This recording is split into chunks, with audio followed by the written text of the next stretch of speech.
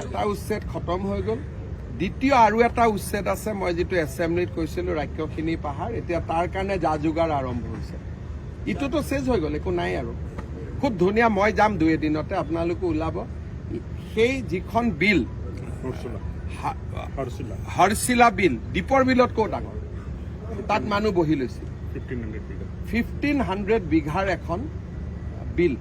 তাতে মানুহ সোমাই লৈছিল